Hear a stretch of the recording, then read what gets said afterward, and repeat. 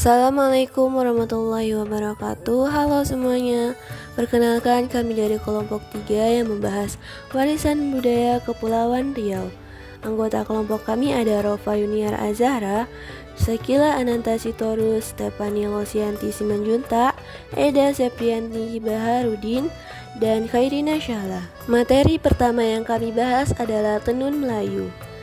Pertama, dalam unsur Melayu, motif tenun Riau seperti pucuk rebung, siku, keluang, tapuk manggis, bunga cengki, itik pelang petang, semut beriring, dan awal larat. Motif-motif ini biasanya berasal dari kebudayaan setempat, legenda atau tradisi. Warna, teknik tenun, dan bahan dalam pembuatan kain songket bisa berbeda-beda antar daerah. Yang kedua, perjalanan sejarahnya. Tenunan Melayu di Riau memiliki sejarah yang sejalan dengan kejayaan kerajaan-kerajaan Melayu seperti Indragiri dan Johor Riau. Bukti tertulis seperti Sulalatus Salatin dan Tuhfat al-Nafis serta artefak kain bersejarah dari abad ke-17 hingga awal abad ke-20 menunjukkan peran penting tenun dalam kebudayaan Melayu. Tenun digunakan dalam berbagai keperluan, dari pakaian sehari-hari hingga kain penutup keranda, mencerminkan nilai adat dan kebudayaan. Dalam masyarakat Melayu, pakaian bukan sekedar pelindung tubuh, tetapi juga simbol kehormatan dan identitas. Terdapat ungkapan yang menegaskan pentingnya kesopanan dan estetika dalam berpakaian, di mana pakaian harus indah secara fisik dan batin. Setiap corak dan motif tenun mengandung makna dan simbol tertentu yang mencerminkan keragaman budaya. Namun saat ini banyak masyarakat di Kepulauan Riau kurang memahami keanekaragaman corak makna tersebut, menunjukkan perlunya pelestarian dan penyebaran pengetahuan tentang warisan tenun Melayu. Jenis tenunan. Pertama, songket. Tenunan sutra atau benang emas perak yang biasanya digunakan untuk acara formal dan perayaan. Yang kedua, ada kain samping, digunakan sebagai pelengkap busana tradisional.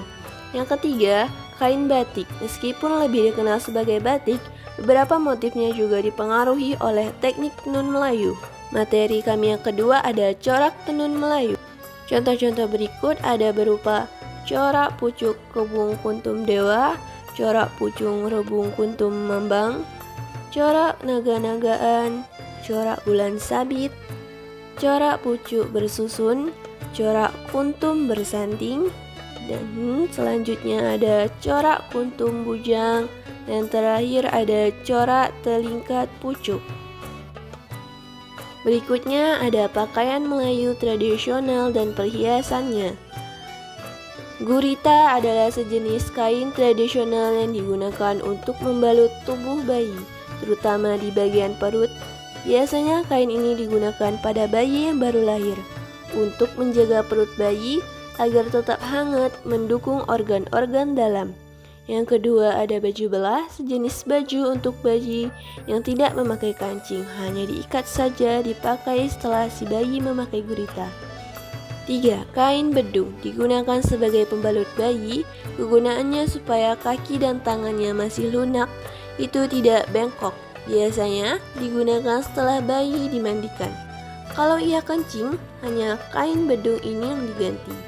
Yang keempat, barut gantung, kain berbentuk segitiga sama sisi yang juga disebut oto. Barut ini biasanya dipakai setelah pandai berjalan. Kemudian barulah dikenakan dengan pakaian yang disesuaikan dengan jenis kelamin, lelaki atau perempuan. Disinilah baru jelas kelihatan kanak laki-laki atau perempuan. Yang kelima, ada baju monyet, pakaian adat untuk anak-anak suku Melayu Riau. Desain pakaiannya tidak jauh berbeda dengan baju kurung, teluk belangga, yang terdiri dari baju lengan dan celana panjang yang dilengkapi dengan sarung bermotif pada celana bagian atas dan juga kopiah di kepala. Yang keenam, celana basah atau basahan dipakai oleh orang laki-laki dewasa untuk bekerja di kebun atau nelayan. Pakaian kerja ini dilengkapi dengan baju yang biasanya terbuat dari kain belacu dan berlengan pendek.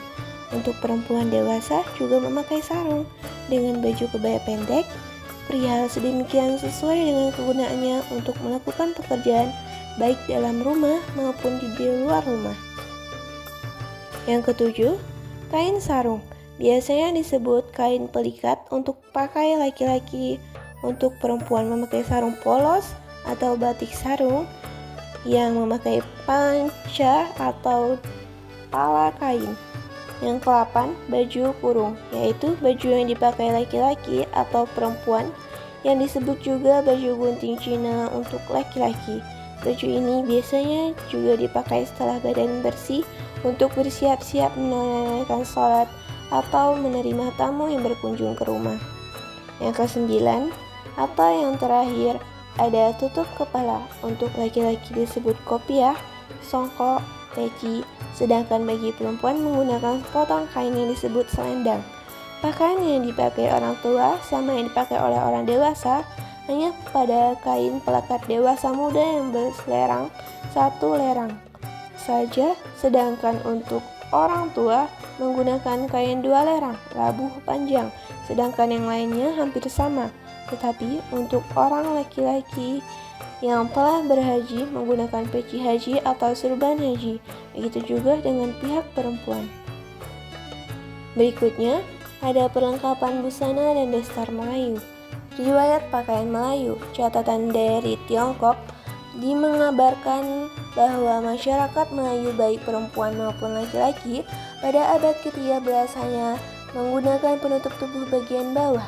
Dalam perkembangannya, perempuan Melayu memakai sarung dengan model berkemban, yakni melilitkan sarung di sekeliling dada. Celana juga mulai dipakai dengan model gunting Aceh, yaitu celana panjang yang hanya sedikit di bawah lutut.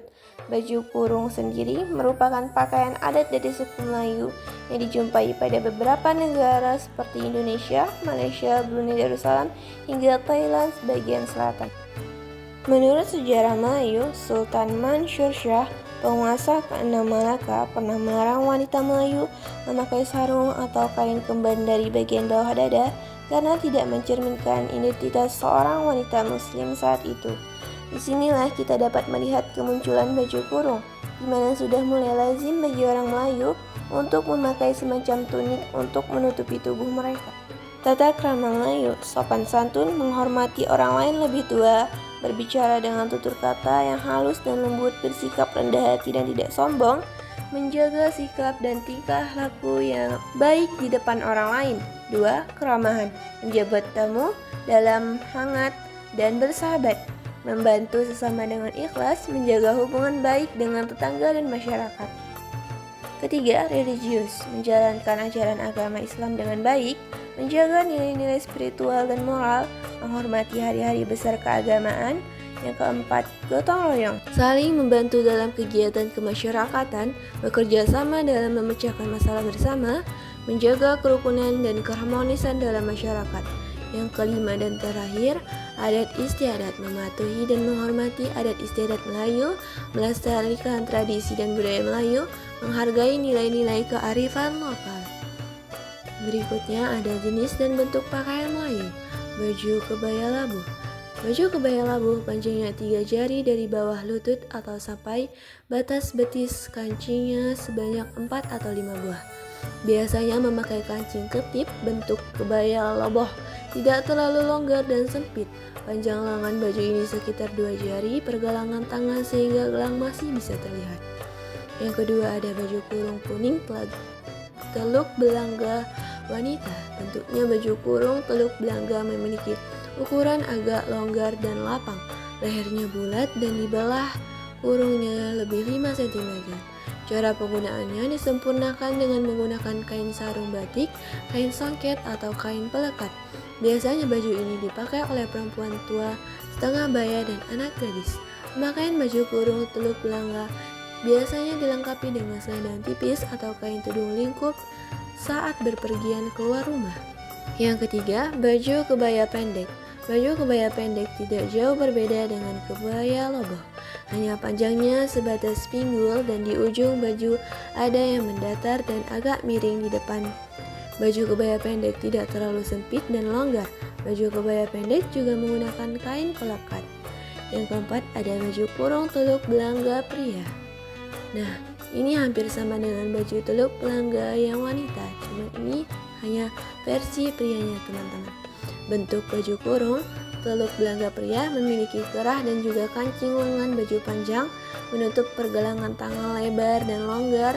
Baju kurung teluk belangga biasanya dibuat setelan dengan celana, bahannya terbuat dari katun atau bahan lain yang berwarna polos. Yang kelima ada baju kurung cekak musang.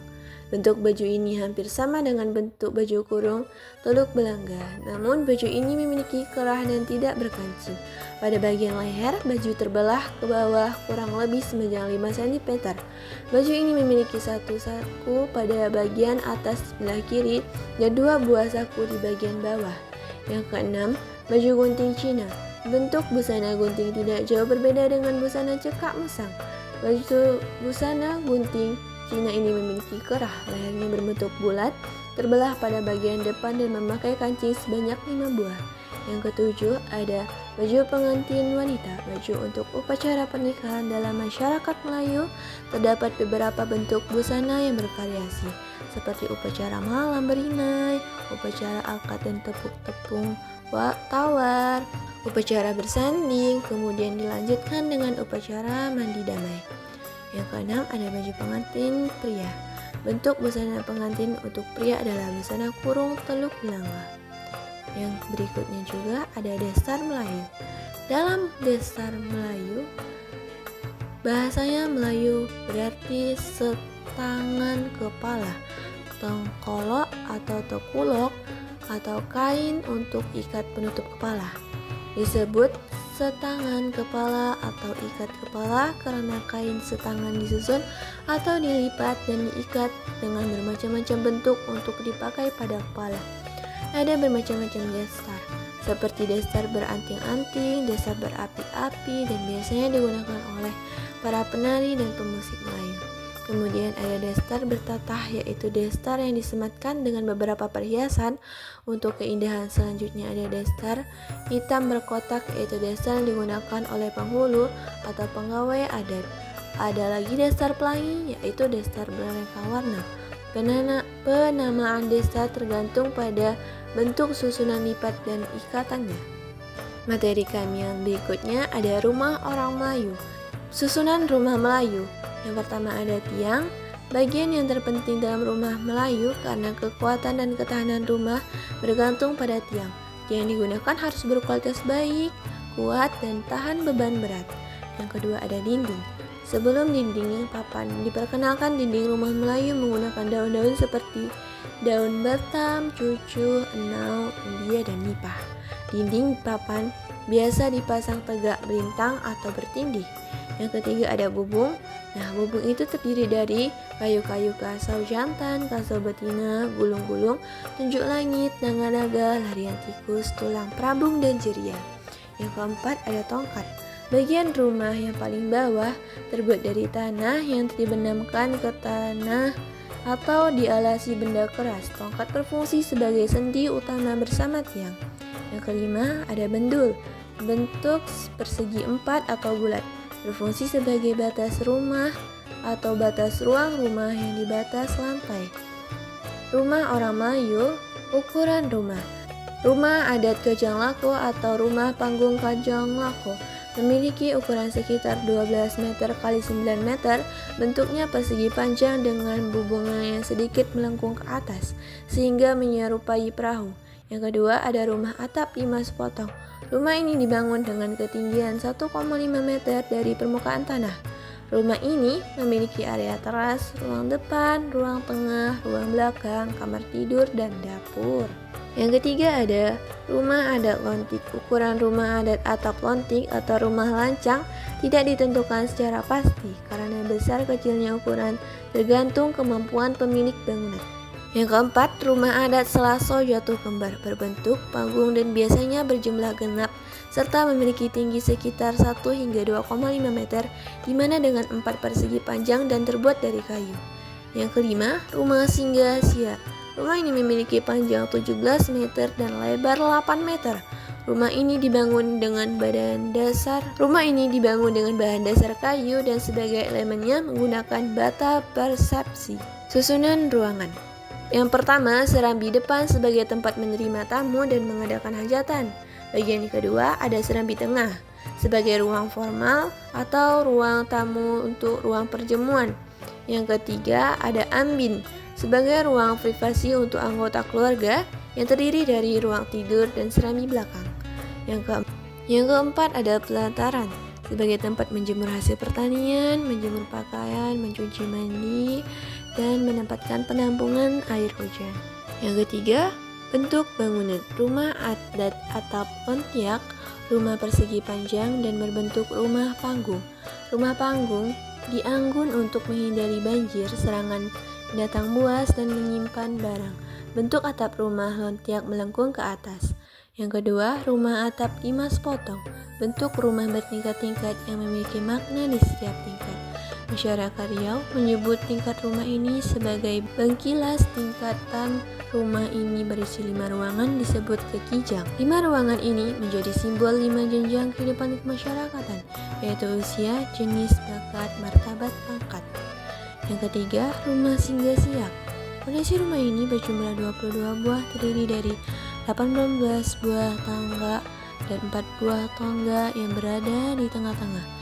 Bagian kaki bangunan terdapat tangga untuk naik menuju beranda. Tangga ini disusun dari bata berplester bahan dan teknik pembuatan rumah memakai bahan bata dan dilapisi plester. Yang keempat, rumah adat Selaso Jatuh Kembar. Rumah Selaso Jatuh Kembar berbentuk panggung dan persegi panjang di puncak atasnya. Selalu ada hiasan kayu yang mencuat ke atas dalam bentuk bersilang yang disebut tunjuk langit. Yang kelima atau yang terakhir, bagi kelompok kami ada rumah adat Kajang. Bangunan Kajang Loko berbentuk persegi panjang dengan ukuran 12 x 9 meter. Bagian atap atau bubung sedikit melengkung ke atas sehingga berbentuk seperti perahu. Rumah ini disusun dari 30 batang tiang yang terdiri dari 24 tiang utama dan 6 tiang pelamban. Masing-masing tiang memiliki tinggi 4,5 meter. Nah, teman-teman, ini adalah materi-materi dari kelompok 3. Bagi teman-teman, terima kasih ya sudah mendengarkan dan lihat kelompok kami. Terima kasih teman-teman.